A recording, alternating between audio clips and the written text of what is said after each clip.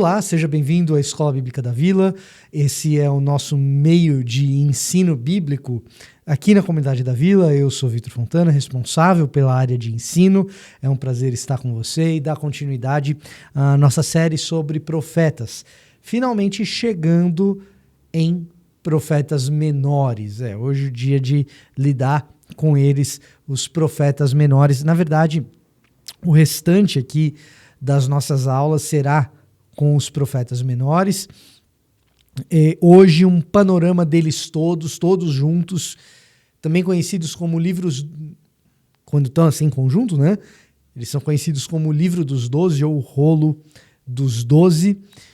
A gente vai fazer isso, mas não sem antes eu dizer para vocês, estamos na internet, então se você ainda não está inscrito aqui no canal da Comunidade da Vila, se inscreva aqui no nosso canal do YouTube, que é o nosso hub de ensino bíblico, tá? É o lugar, é o centro do nosso ensino bíblico, é aqui no nosso canal no YouTube, onde você tem as nossas pregações, as nossas aulas aqui na Escola Bíblica da Vila e também a Cozinha da Mensagem, que é o podcast que a gente produz, nós, os pastores, quando vamos pregar uma determinada mensagem no domingo.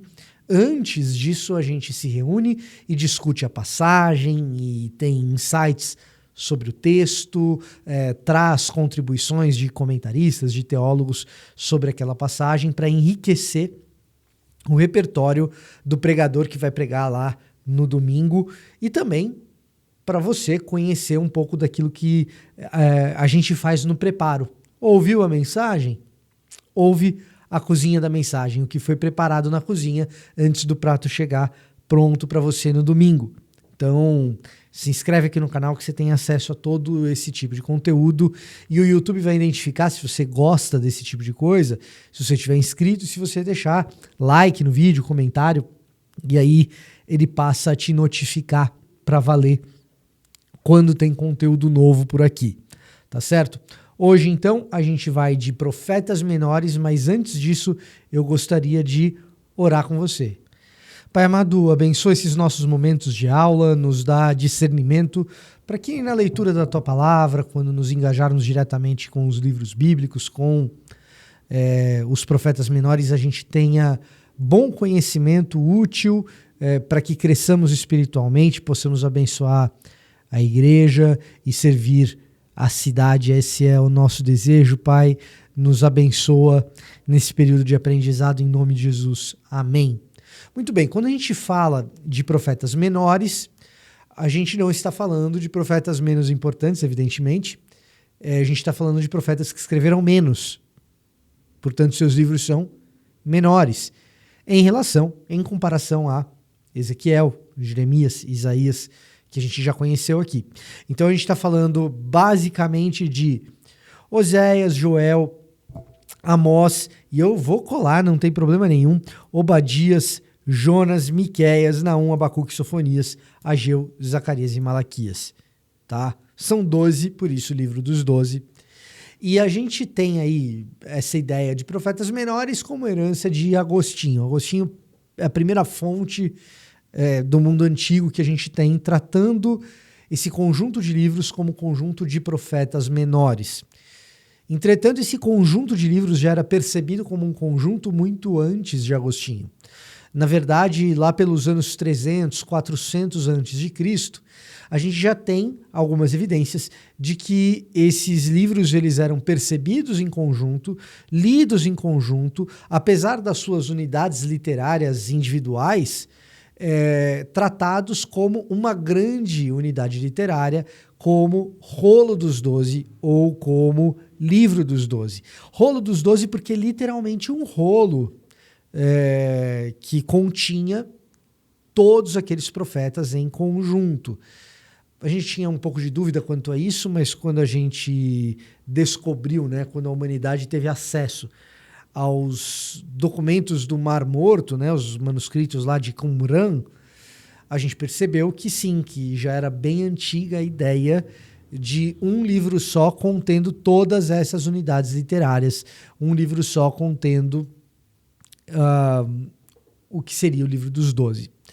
Para nós isso é especialmente interessante porque nós vamos tratar desses livros com algumas peculiaridades individuais, mas hoje a gente vai tratar dessa unidade literária maior. E na aula que vem, nós vamos tratar de temas que são peculiares a todos esses livros.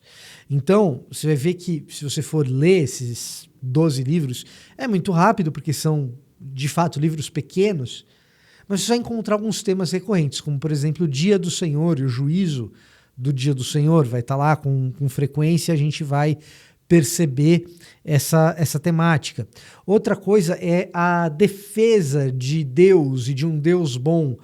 Como é possível um Deus bom se nós estamos sofrendo tanto? Aquilo que a gente chama de teodiceia. Teodiceia nada mais é do que apologética, uma defesa de Deus, e você vai ter isso com alguma frequência ali no livro dos 12. A gente vai olhar para isso também na aula que vem. Na aula que vem a gente também vai dar uma olhadinha na interação entre Israel, Judá e as nações estrangeiras, conforme os 12 profetas entendem essa interação. É uma interação com nações inimigas, mas são nações inimigas que devem ser alcançadas do ponto de vista missionário. Como então lidar com isso? É algo que vai aparecer também dentro do livro dos 12, nós vamos tratar disso na semana que vem. E por fim, na semana que vem a gente vai tratar também de como o livro dos 12 aponta para desfechos que têm um novo início, um novo caminho, algo de novo sendo apresentado. Assim como a gente viu em Ezequiel, aquele renovo do Mar Morto sendo transformado numa espécie de Éden por meio de um rio que saía do templo em direção àquele mar, e purificando assim o mar e transformando aquela criação em uma nova criação, um tema tão importante para o Novo Testamento. Aqui no livro dos 12 as imagens serão diferentes, mas a linguagem de um novo começo, de um recomeço, está ali presente, e está presente em vários desses livros individuais. É interessante também tratar do livro dos 12 como uma espécie de unidade literária.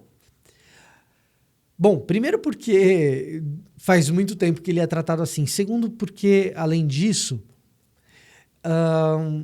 ler o livro dos 12 como unidade literária nos dá uma melhor percepção cronológica de eventos ao longo do Antigo Testamento.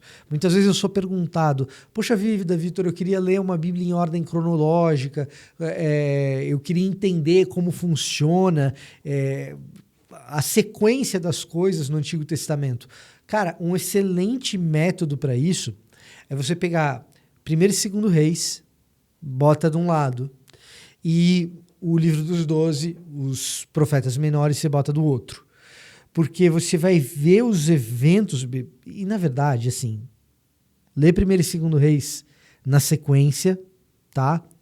E aí depois você lê o livro dos 12 e você vai perceber a sobreposição de um sobre o outro. Você tem a percepção de 1º e 2º Reis a respeito do reino dividido, principalmente, né? Então, eu não me canso de repetir, vou falar mais uma vez, quando a gente fala de reino dividido, do que a gente está falando? Salomão termina o reino dele numa espécie de tensão, as tribos elas já estão bastante desunidas, e tribos do norte magoadas com as tribos do sul, representadas por Salomão, que é da tribo de Judá. Então no sul nós temos 3 tribos, Judá, Benjamim e Levi. No norte nós temos todas as outras, e as tribos do norte com algum ressentimento em relação a Salomão por causa dos trabalhos duros que Salomão impôs às tribos do norte. Eles vão até Roboão, o herdeiro de Salomão, quando Salomão morre, para suavizar o trabalho, e Roboão responde com mais dureza.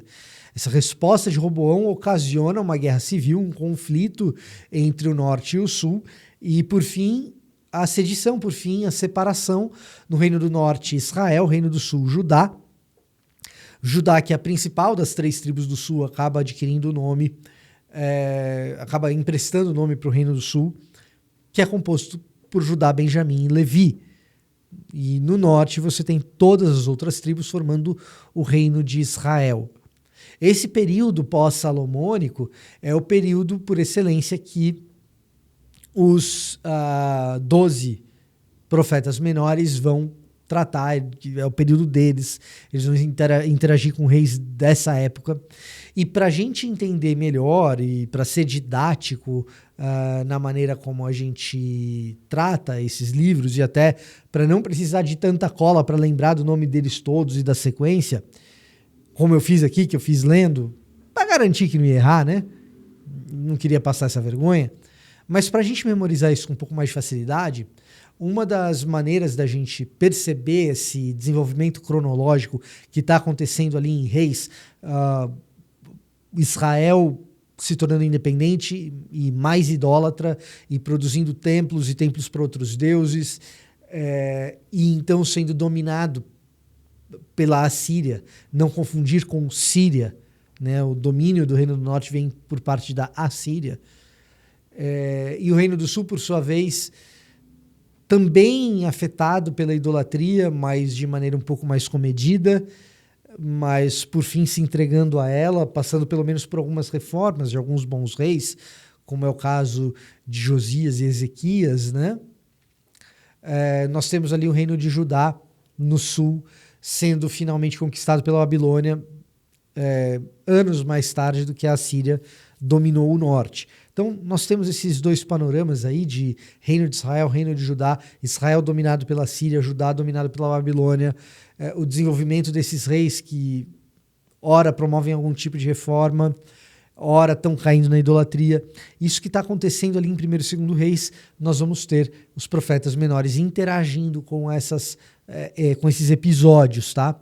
E aí, se a gente dividir esses profetas menores em blocos de 3, então 4 blocos de 3 profetas, a gente entende melhor esse desenvolvimento cronológico. Então, quando a gente pega o comecinho ali, com Oséias, Joel e Amós, a gente vai estar lidando com o começo do problema ali no Reino do Norte.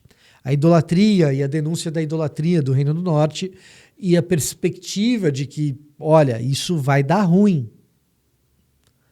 Isso vai dar ruim. Não deu ainda, mas vai ter problema. Vai ter problema. É interessante perceber que a temática da idolatria, que é presente em todo o livro dos 12, faz parte muito enfaticamente da abertura do livro dos 12, com Oséias, né? Oséias, aquele profeta, talvez você se lembre, talvez não, mas a gente faz a recapitulação aqui. Oséias, aquele profeta que casa com Gomer, a prostituta, né? O que é aquilo? Aquilo é um símbolo do que Israel vinha fazendo. Israel, no caso, a prostituta, Oséias encarnando o papel de Deus, um Deus que é traído por uma mulher que se prostitui com outras pessoas, um Deus que é traído por Israel que se prostitui com outras divindades. Essa é a alegoria que está sendo colocada ali no livro de Oséias, que é uma espécie de abertura para todo o livro dos 12, que vai tratar desse tema de modo exaustivo, bastante abrangente, tá? Então, nós temos Oséias, Joel e Amós tratando desse período. Olha, vocês são idólatras, o perigo assírio se aproxima, não chegou ainda, mas vai chegar, vai ter juízo. E, de novo, assim como Jeremias e Ezequiel tratam da questão da santidade, junto com a questão da santidade tem a questão da idolatria, e a idolatria perverte a santidade, e a idolatria também perverte o comportamento social e econômico de Israel e de Judá. Aqui, nesses 3 primeiros, Oséias, Joel e Amós, essa questão social, econômica, a partir da idolatria, a crueldade social, a crueldade econômica que surge a partir da idolatria é também bastante abordada, em especial no livro de Amós. Então, o primeiro bloco, com 3 profetas, é Reino do Norte, principalmente, e antes da queda do reino, mas já com a perspectiva de alguma queda. Aí depois você vai ter Obadias, Jonas e Miqueias. Aí sim você tem um período de domínio da Assíria, tá? E o grande tema desses 3 livros é a própria Assíria. Jonas, ele vai para Nínive. Nínive é a capital da Assíria. Tá? Então nós temos um profeta israelita indo profetizar para os assírios. Olha só que coisa interessante. Miqueias é um profeta do Reino do Sul. E por que então, se a Síria dominou o Reino do Norte, por que Miqueias tem que lidar com os assírios de alguma maneira? Bom, o que acontece é, o domínio está acontecendo, as vitórias militares assírias estão se acumulando, ainda não é definitivo que o Reino de Israel caiu, mas ele está prestes a cair, o Reino do Norte. E ali em Judá, onde Miqueias está, começa a haver um fluxo grande, migratório, de gente do Reino do Norte, gente de Samaria, migrando para o Reino do Sul, migrando para Judá, para fugir do domínio assírio.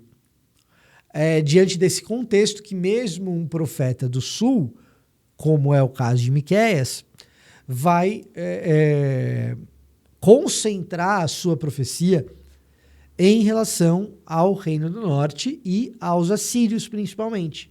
Então a questão assíria, ela é bastante presente em Obadias, em Jonas, que vai para Nínive, a capital da Assíria, para ser um profeta lá, né? E em Miqueias, que é um profeta do sul, é um profeta de Judá, não de Israel, mas que tem que lidar com a Assíria da mesma forma, porque o domínio assírio provoca um fluxo migratório do norte para o sul, tá? Depois disso, nós temos os profetas propriamente que estão antecipando a queda do Reino do Sul. Então, a queda do Reino do Norte se dá diante da Assíria, a queda do Reino do Sul se dá diante da Babilônia, e nós temos 3 profetas que vão lidar com esse período imediatamente anterior à queda perante a Babilônia.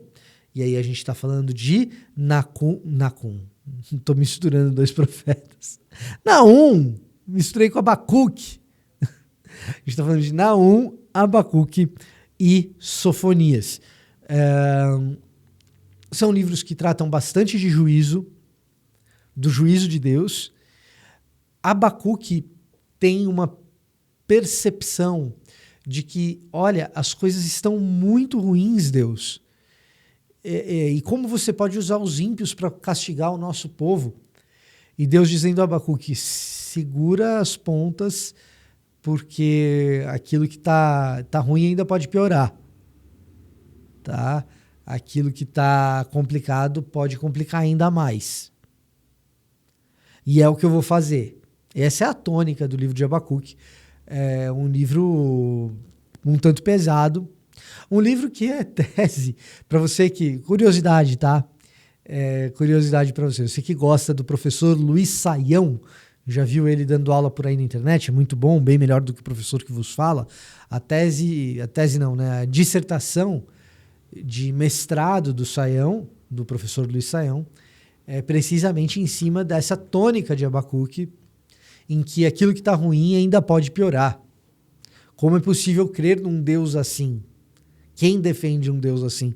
E o livro de Abacuque defende um Deus assim, que diz que aquilo que está ruim ainda pode piorar. Então nós temos esse terceiro bloco de 3 profetas. Então vamos recapitular? Oséias, Joel, Amós é o primeiro bloco que está lidando ali com a perspectiva dos assírios chegarem, por causa da idolatria e tal. Aí nós temos um segundo bloco com Obadias, Jonas e Miqueias, que já lidam com a realidade dos assírios, tá? Depois nós temos Naum, Abacuque e Sofonias, lidando já com a presença dos babilônicos e a ameaça dos babilônicos no Reino do Sul agora. Então o Reino do Sul está prestes a cair. E efetivamente o Reino do Sul ele cai, ele desmorona diante da Babilônia e nós temos o exílio na Babilônia.